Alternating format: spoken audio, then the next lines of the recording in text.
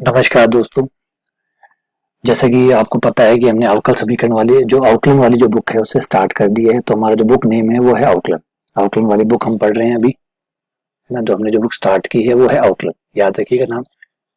ये हमारा paper number 2 है, सेकेंड पेपर है। हमने सबसे पहले हमारा सेकेंड पेपर स्टार्ट किया आउटलाइन, और जो टॉपिक हम पढ़ रहे हैं वो है पार्शियल डिफरेंशिएशन, मतलब आंशिक अवकलन।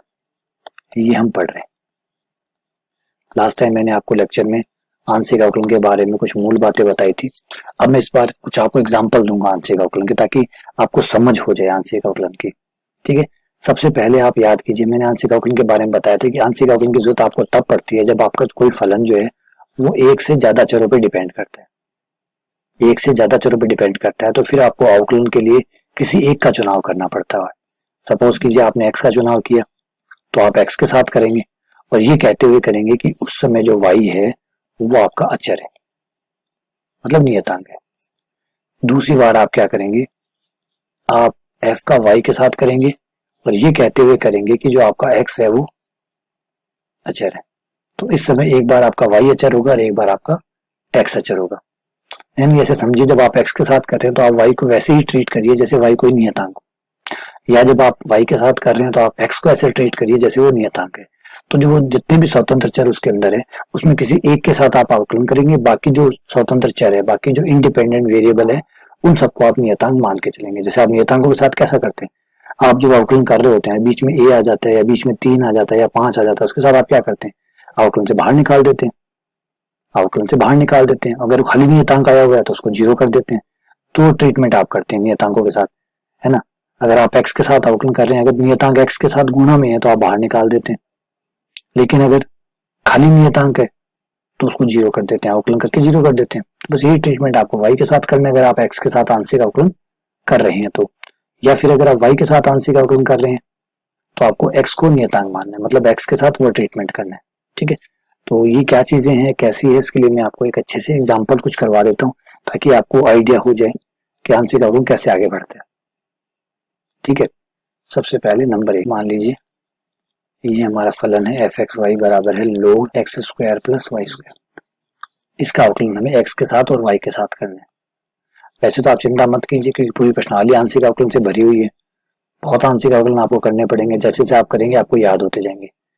डेल एफ और डेल एक्स आंशिक अवकलन कोई विशेष अवकलन जरूर है, लेकिन ये नहीं कि अवकलन के फॉर्मूले और आंशिक अवकलन के फॉर्मूले में कोई अंतर है, कोई अंतर नहीं है। बस एक स्टेप आगे हैं आप कि अब आप किसी एक विशेष चर के साथ अवकलन कर रहे हैं, बस इतना है, बाकी कुछ भी नहीं है। जैसे देखिए लोग का अवकलन क्या करते हैं आप, अगर आप नॉर्मल अवकलन कर रहे हो तो लोग का क्या करते हैं, तो आप कहते हैं लोग का 1/x square plus y square करते हैं।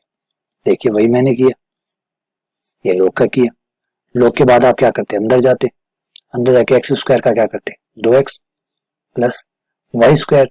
वाई स्क्वायर को बेटा याद रखो, वाई स्क्वायर नियतांक है, वाई नियतांक है, क्योंकि आप अवकलन किसके साथ कर रहे हैं, एक्स के साथ कर रहे हैं। तो जब आप एक्स के साथ आंशिक अवकलन करेंगे उस समय आपके लिए वाई जो है वो नियतांक होगा। और सोचिए अगर ये वाई नहीं होता, अगर ये ए होता तो आप क्या करते, 0 0 आ गया। लीजिए 2x बटा x square plus y square आ गया। अच्छा अभी इसको हम वाई के साथ लेते हैं, इसी अवकलन को हम वाई के साथ लेते हैं। वाई के साथ करेंगे तो फिर वही पहला तो लोग का ही करना पड़ेगा। पहला ये लोग का हो गया x square plus y square, ये लोग का। लोग के अंदर जाएंगे एक्स स्क्वायर का करेंगे क्योंकि हम तो वाई के साथ कर रहे हैं। जब हम वाई के साथ कर रहे होते हैं तो हमारा जो एक्स होता है वो नियतांक होता है, नियतांक होता है इसलिए 0। वाई स्क्वायर का क्या हो गया 2y, क्योंकि वाई के साथ तो कर ही रहे हैं, वाई के साथ तो कर रहे हैं तो वाई का तो होगा, लेकिन एक्स का नहीं होगा इसलिए 0। ये लीजिए आपका वाई के सापेक्ष आंशिक अवकलन आ गया। तो बस आपको खुले दिमाग से चीजों को सोचना है कि जब आप एक्स के साथ कर रहे हैं तो एक्स के साथ ही कर रहे हैं, केवल एक्स का कर रहे हैं। वाई के साथ कर रहे हैं तो केवल वाई का कर रहे हैं, एक्स का नहीं कर रहे। ठीक है, ये याद रखिएगा। चलिए और एग्जांपल ले लेते हैं और डाउट्स को क्लियर करते हैं। साइन इनवर्स एक्स बट्टा वाई, इसका अवकलन करते हैं। तो सबसे पहले अगर मैं इसका एक्स के सापेक्ष आंशिक अवकलन करूं, ठीक है, इसको नाम अगर एफ देना चाहें तो आप एफ दे सकते हैं, एफ फलन। एफ का आंशिक अवकलन पहले एक्स के सापेक्ष, एक्स के सापेक्ष करूंगा तो पहले मैं साइन इनवर्स का करूंगा। साइन इनवर्स का हमें पता है 1/√1 माइनस एक्स बट्टा वाई का स्क्वायर, है ना। साइन इनवर्स करेंगे तो क्या होगा, 1/√1 माइनस एक्स बटा वाई का स्क्वायर, ये तो साइन इनवर्स का हो गया। अब साइन इनवर्स के बाद में आप किसके साथ कर रहे हैं, एक्स के साथ कर रहे हैं, तो 1/y आपके लिए क्या हुआ, नियतांक। 1/y क्या हुआ, नियतांक। नियतांक बाहर आ गया। सपोज कीजिए ये 2 होता तो आप क्या करते, अगर y की जगह 2 होता तो आप क्या करते, बाहर रख लेते, बाहर ही तो रखते। तो बेटा y को वैसे ही मानिए ना, जब आप x के साथ कर रहे हैं तो y को आप नियतांक मानिए। सोचिए नियतांक, आप उसको y मत देखिए, तो आप a देखने की कोशिश कीजिए, ये a है, ये a है, या ये 5 है, या ये 7 है। तो 5 या 7 हो तो आप क्या करते, 1/5 को बाहर रखते नहीं रखते, वही मैंने किया। अब मैं किसके साथ करूंगा, x के साथ। x का कितना आ जाएगा, 1। ये लीजिए, ये मेरा अवकलन आ गया। अगर मैं लघुत्तम लेना चाहूँ यहाँ पे तो एक्स स्क्वायर बटा वाई स्क्वायर, यहाँ वाई स्क्वायर आ जाएगा, बट्टे वाई स्क्वायर आ जाएगा, वाई स्क्वायर रूट से बाहर आकर वाई आ जाएगा, पलट के ऊपर चला जाएगा तो वाई ऊपर चला गया, और नीचे हो गया मेरा x square minus y square into 1/y, y से वाई कैंसिल हो गया, थोड़ा सा सॉल्व और कर दिया हमने। ये हमारा एक्स के सापेक्ष आंशिक अवकलन आ गया। अब इसी बात को चलिए वाई के साथ दोहराते हैं। वाई के साथ देखिएगा del f over del y. जब आप वाई के साथ करेंगे तो पहले साइन इनवर्स का होगा, जैसे हुआ था वही होगा। साइन इनवर्स करेंगे तो 1 माइनस एक्स बटा वाई का स्क्वायर, ये हो गया साइन इनवर्स का अवकलन। अब साइन इनवर्स के अंदर चलते हैं, किसके साथ कर रहे हैं, वाई के साथ कर रहे हैं, तो वाई के साथ कर रहे हैं तो फिर एक्स का क्या काम, एक्स को बाहर निकाल दीजिए, एक्स बाहर निकल गया। 1/y का, 1/y का माइनस 1/y स्क्वायर, ये क्यों हुआ, क्योंकि 1/y को आप वाई की पावर -1 लिखेंगे ऊपर ले जाके, 1/y को आप y की पावर -1 रखेंगे। तो जब अवकलन करते हैं तो क्या करते हैं, पावर आगे आ जाती है और एक पावर में से एक पावर और कम हो जाती है, तो ये हो गया -1 इंटू वाई की पावर -2, जिसे नीचे ले जाके क्या लिख देंगे, y की पावर +2। ये आ गया, समझ गया आप। तो चलिए थोड़ा सा और अच्छे एग्जाम्पल से समझने की कोशिश करते हैं। तीसरा एग्जाम्पल ले लीजिए, एफ ही एग्जाम्पल लीजिए, del f over del x. अब मैं एक्स के साथ कर रहा हूँ। अब यहाँ देखिए मैं वाई को बाहर छोड़ूंगा, क्यों बाहर छोड़ूंगा, मैंने जीरो क्यों नहीं किया इस बार वाई को, क्योंकि इसके साथ एक्स का पद है। तो हम दूरी ट्रीटमेंट करते हैं, अचर के साथ दो चीजें करते हैं। अगर जिसके साथ आप अवकलन कर रहे हैं एक्स के साथ कर रहे हैं, तो अगर वो एक्स के साथ आया हुआ है तो आप उसे बाहर निकाल देते हैं। नियतांक होता है तो आप क्या करते हैं, जीरो करते हैं। याद कीजिए आप अपनी जो गणित पढ़ के आए उसमें क्या है, आपने ये पढ़ा है कि खाली नियतांक आया, अकेला नियतांक आया तो जीरो। हाँ, अगर नियतांक जो है वो अगर एक्स के साथ आया, एक्स के साथ आया मतलब कोई एक्स का फलन आया उसके साथ अगर आता है, मान लीजिए एफ एक्स है, एक्स के फलन के साथ आता है, तो आप क्या करते हैं, ए को बाहर निकाल देते हैं। इस बार तो आपने ए को जीरो नहीं किया है ना, फर्क है दोनों बातों में। इस बार खाली नियतांक आता है तो जीरो करते हैं, लेकिन नियतांक अगर किसी के साथ आता है, जिसके साथ आप अवकलन कर रहे हैं उसके साथ आ रहा है, तो फिर वो बाहर आता है। तो यहाँ देखिए वाई बाहर आया, अवकलन होगा एक्स स्क्वायर का, जो कि कितना होगा 2x। अब देखिए खाली नियतांक आया कितना, जीरो। ये तो वाई है, नियतांक कैसे हुआ, क्योंकि एक्स के साथ कर रहे हैं, एक्स के साथ कर रहे हैं तो वाई हमारे लिए नियतांक ही है। देखिए वाई के भी साथ वही कर रहे हैं जो एक के साथ कर रहे हैं, एक का कितना, जीरो। तो हमारे लिए एक और वाई में कोई फर्क नहीं है, वाई भी हमारे लिए नियतांक है और एक भी हमारे लिए नियतांक है। तो ये आ गया 2x, तो ये हमारा del f over del x आ गया। समझ रहे बात को आप। चलिए del f over del y और निकाल देता हूँ मैं, अब del f over del y निकाल देता हूँ। अब मैं वाई के साथ कर रहा हूँ, मैं वाई के साथ कर रहा हूँ तो एक्स स्क्वायर बाहर, एक्स स्क्वायर बाहर, क्योंकि एक्स नियतांक है इसलिए एक्स स्क्वायर बाहर, वाई का 1, फिर इस वाई का 1, 1 का 0, ये आ गया एक्स स्क्वायर प्लस 1। ये del f over del y आ गया। तो ये चीजें आपको समझ में आ गई हुई उम्मीद करता हूँ। चलिए कुछ और अच्छे अच्छे एग्जाम्पल लेते हैं, थोड़े से टफ भी लेते हैं एग्जाम्पल, क्योंकि आसान आसान तो अपने कई ले लिए। चौथा एग्जाम्पल देखिए, मान लीजिए u एक फंक्शन है x और y का, जैसे f एक फंक्शन है वैसे u नाम है इस बार, x square tan inverse y बटा x minus y square tan inverse x बटा y। अब देखिए थोड़ा सा बड़ा सवाल लिया है, तो मैं del u over del x निकालूंगा पहले, del u over del x। अब यहाँ आपको देखना है कि x दो बार आ रहा है, एक एक्स स्क्वायर में आ रहा है और एक टेन इनवर्स के अंदर आ रहा है। तो हमारे गुणा जो हमारे जो अवकलन है उसका नियम कहता है गुणा का नियम। गुणा का नियम मतलब अगर फलन दो बार आ रहा है गुणा में आ रहा है तो फिर आपको गुणा का नियम लगाना होगा, और आ रहा है हमारा जिसके साथ हम अवकलन कर रहे हैं वो दो बार आ रहा है। देखिए इसमें भी है और एक बार इसमें भी है, दोनों में है और बीच में गुणा का चिन्ह है, तो आपको गुणा का नियम लगाना होगा। तो बिल्कुल देखिए आउटलाइन के नियम नहीं बदले हमने, आंशिक आउटलाइन में हमने आउटलाइन के कोई नियम नहीं बदले। गुणा गुणा है, भाग भाग है, जोड़ जोड़ है, बाकी बाकी है। एक्स स्क्वायर का 2x होता है, वो जैसा जैसा होता था वैसे ही होता है। बस खाली एक चीज हमने एक शर्त और ऐड की है कि जब हम x के साथ आउटलाइन करेंगे उस समय हमारा y नियतांक रहेगा, और जब हम y के साथ आउटलाइन करेंगे उस समय x हमारा नियतांक रहेगा। इतनी सी बात, बस दैट्स इट। इसके अलावा कोई स्पेशल बात नहीं, सिर्फ इतनी सी बात है। तो गुणा है तो गुणा है, लगेगा तो लगेगा। तो पहले आप एक्स स्क्वायर का आउटलाइन करेंगे तो हो जाएगा 2x। जिस समय आपने एक्स स्क्वायर का आउटलाइन किया उस समय आप tan इनवर्स को छोड़ देंगे बाहर, ये बाहर छोड़ दिए, प्लस फिर एक्स स्क्वायर को बाहर छोड़ दीजिए, बाहर छोड़ दिया, tan इनवर्स का कर लीजिए। tan इनवर्स का होता है 1/1 प्लस y/x का स्क्वायर, y/x का स्क्वायर। tan इनवर्स का हो गया, tan इनवर्स के अंदर चलिए, अंदर अंदर y बाहर, क्योंकि y तो नियतांक है, y बाहर आ गया। y बाहर आते कौन बचा, 1/x, 1/x का हो गया माइनस का 1/x स्क्वायर, वही x ऊपर गया, x की पावर -1 हो गई, -1 आगे आ गई, फिर -1 में एक और कम हो गई, तो वो अवकलन वाला जो भी हमने किया हो गया गुणा का नियम। चलिए आगे बढ़ते हैं।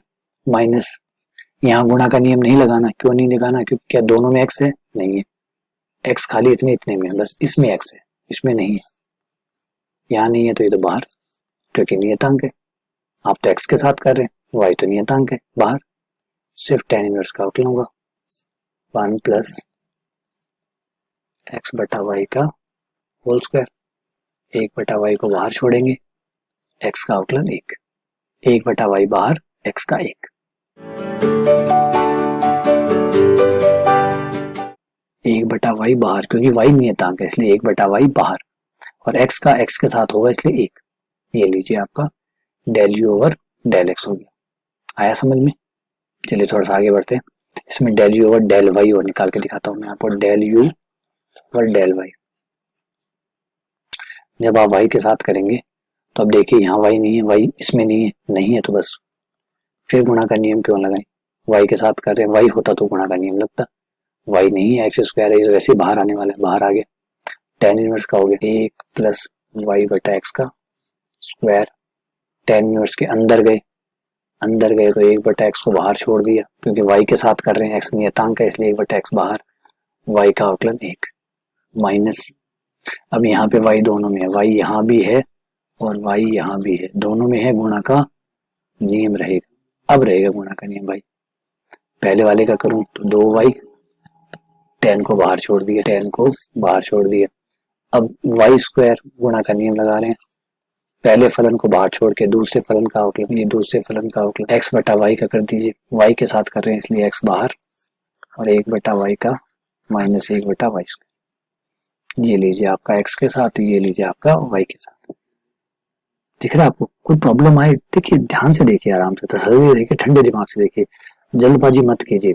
गणित है, एक छोटी मोटी गलती करते ही चीजें गलत हो जाती है, इसलिए ध्यान से देखिए, तसल्ली से समझिए कि मैं क्या कर रहा हूँ, मैं कैसे आगे बढ़ रहा हूँ, बस उसको फॉलो कीजिए। ठीक है, चलिए मैं आपको एक और जबरदस्त चीज दिखाता हूँ जो थोड़ा सा आपको परेशान करेगी। एक जबरदस्त चीज बताने वाला हूँ जो आपको परेशान करेगी, देखिए। लेकिन ऑब्वियसली बात है, जब तक आप परेशान नहीं होंगे तब तक आप सीखेंगे नहीं।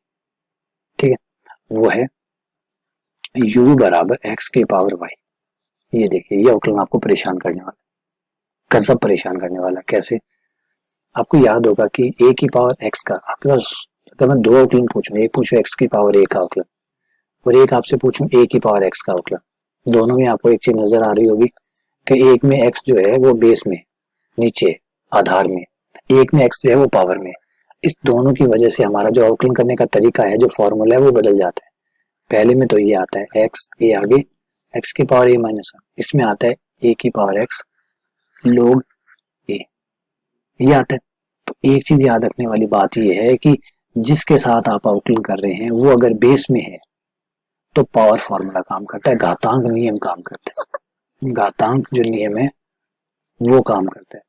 एक में जिसके साथ आप अवकलन कर रहे हैं वो अगर पावर में है तो वो चर घातांक के नियम काम, तो आप जिसके साथ अवकलन कर रहे हैं वो कहाँ है ये देखना जरूरी है।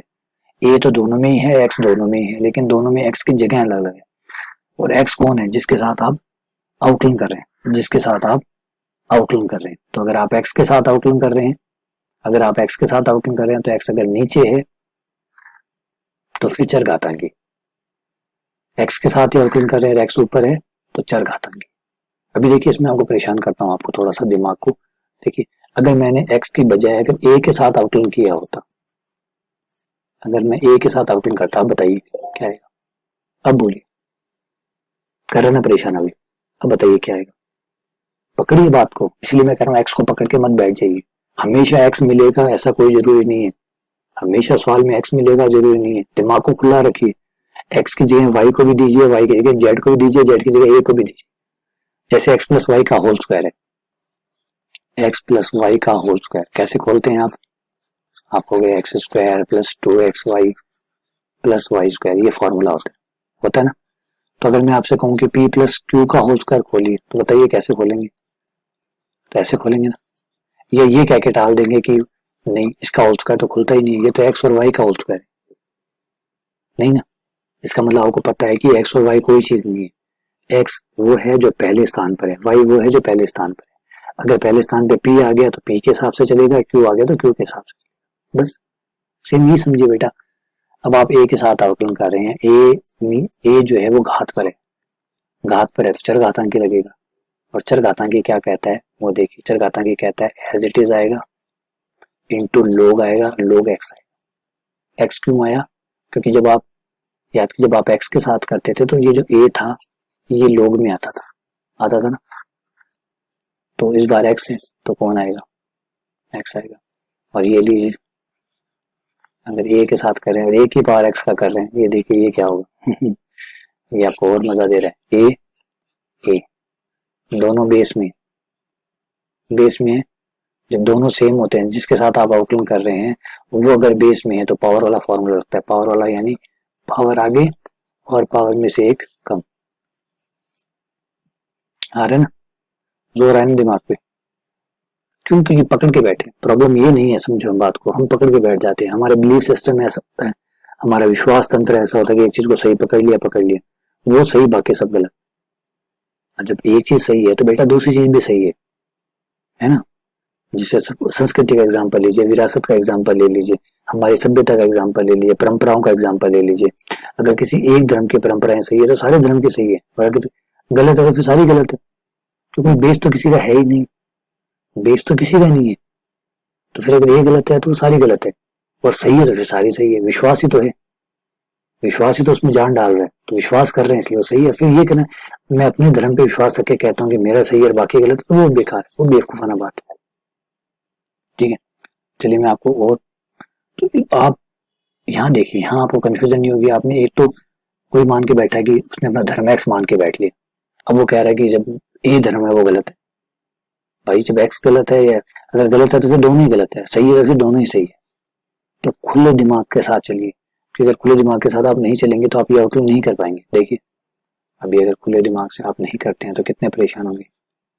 अब मैं इसका एक्स के साथ करूंगा तब आपको कोई प्रॉब्लम नहीं आएगी, वाई आगे एक्स के पावर वाई माइनस वन, क्यों? क्योंकि जिसके साथ मैंने अवकलन किया है एक्स के साथ वो बेस में है, बेस में है मतलब घातांक नियम काम कर, और घातांक नियम से ये हो गया। ठीक है, सेम चीज मैं अगर वाई के साथ करता हूँ, अब देखिए अब मैं वाई के साथ कर रहा हूँ, वाई के साथ कर रहा हूँ, और वाई जो है वो तो पावर में मतलब चर घातांकी, और चर घातांकी जो नियम लगेगा उसके हिसाब से एक्स की power y into log x. Log x क्यों आया? क्योंकि लोग ये आता था, ए का मतलब जो बेस में होता था वो आता था, तो लोग एक्स है। देखा है ना इंटरेस्टिंग चीजें। हाँ ज्यादा प्रॉब्लम नहीं आएगी, देखो जब आप दिमाग खोल लेंगे, ओपन दिमाग से सोचेंगे तो प्रॉब्लम नहीं आएगी। हाँ क्लोज करके सोचते हैं तो प्रॉब्लम आती। तो उम्मीद करता हूँ कि ये बातें आपको समझ में आ रही होगी, थोड़ी जटिल जरूर है लेकिन समझ में आ रही होगी। ठीक है, चलिए कुछ और क्वेश्चन कर लेते हैं एक दो, ताकि आपको और अच्छी क्लियरिटी मिल जाए इसमें। मान लीजिए जेड कोई फंक्शन है एक्स और वाई का, वो इस प्रकार से x square plus y square बटा एक्स माइनस वाई। थोड़ा सा बड़ा लिया इस बार मैंने। जेड एक फंक्शन है, इसका आप ऐसे भी लिख सकते हैं, z is a function of x and y, z x and y का फंक्शन। तो अब आप del z over del x निकालो। एक्स ऊपर भी है, एक्स नीचे भी है, देखिए एक्स ऊपर भी है, एक्स नीचे भी है, दोनों साइड है, यानी आपको अब भाग नियम का इस्तेमाल करना होगा। भाग नियम से जब आप भाग नियम लगाएंगे तो आपको क्या करना होगा, नीचे वाले को ऊपर छोड़ना होगा, छोड़ दिया, ऊपर वाले का अवकलन करना होगा, एक्स स्क्वायर का 2x और वाई स्क्वायर का 0। वाई का 0 क्यों, क्योंकि आप एक्स के साथ कर रहे हैं, माइनस, फिर ऊपर वाले को बाहर छोड़ना होगा, छोड़ दिया, नीचे वाले का अवकलन करना होगा, नीचे वाला यानी एक्स माइनस वाई, किसके साथ कर रहे हैं, एक्स के साथ कर रहे हैं, इसलिए एक्स का 1, वाई का कितना 0, बट्टा एक्स माइनस वाई का होल स्क्वायर, नीचे वाले का होल स्क्वायर होता है इसलिए होल स्क्वायर हो गया। थोड़ी सी ब्रैकेट खोल लीजिए, सॉल्व कर लीजिए, 2x square minus 2x y minus x square minus y square बट्टा एक्स माइनस वाई का होल स्क्वायर। देखिए 2x square minus 2x y minus x square minus y square, 2x square में से x square गया, x square minus 2x y minus y square बट्टा x minus y का whole square. ऊपर whole square नहीं बनेगा क्योंकि माइनस का चिन्ह है। अगर आपको लग रहा है कि x square minus 2x y plus y square होता तो ये होल स्क्वायर बनता, लेकिन माइनस है इसलिए नहीं बनेगा। तो ये हमारा आ गया del z over del x. तो भाग का नियम भी लगता है, सब लगते हैं, अवकलन वाली सब चीजें लगती है। जो अवकलन में आप करते थे वो सब आप यहाँ भी करते हैं। कोई ऐसा नहीं है कि सिर्फ आप अवकलन में ऐसा करते थे अब यहाँ नहीं करना। वो सब चीजें जो आपने वहां की है वो सब चीजें आप यहाँ पे भी करेंगे। बस आपको यहाँ पर एक बात अलग है, एक बात है जो डिफरेंट है, वो है कि आप किसी एक विशेष के साथ अवकलन करेंगे, चाहे वो एक्स हो चाहे वो वाई हो, ये आंशिक अवकलन। तो इसका प्रतीक चिन्ह भी अलग है, डेल ओवर डेल एक्स है। डेल ओवर डेल एक्स जो बताता है कि आप इस फलन का एक्स के सापेक्ष आंशिक अवकलन करने वाले, उस समय आपके लिए वाई एज ए कांस्टेंट काम करेगा, एज ए नियतांक काम करेगा। ठीक है, तो चलिए उम्मीद करता हूँ कि आपको इस लेक्चर में सारी बेसिक बातें समझ में आ गई होगी, एग्जांपल से आपको क्लियर हो गया होगा। और अभी मत घबराइए, अगर आपको कोई डाउट है कोई टेंशन मत लीजिए। अगर आपको तो डाउट है तो आप मुझे मैसेज में डाल दीजिए, चैट बॉक्स में जाइए, मैसेज में डाल दीजिए कि इसमें प्रॉब्लम है, इसमें डाउट है। हम डाउट क्लास लगा लेंगे, लाइव क्लास लगाएंगे हम डाउट्स के बारे में, जो भी आपकी हुई लाइव क्लास में वो सारे डाउट क्लियर हो जाएंगे। नंबर 2, आप मुझे व्हाट्सएप पे मेरे नंबर पे डाल दीजिए अगर आपको कोई डाउट है तो। ठीक है, उसके अलावा ये जो सब चीजें हम जैसे हम आगे बढ़ेंगे, जो मोर क्वेश्चन करेंगे, तो वो छोटे छोटे क्वेश्चन कर रहे हैं, थोड़े बड़े क्वेश्चन जब करेंगे तो सारे डाउट क्लियर हो जाएंगे।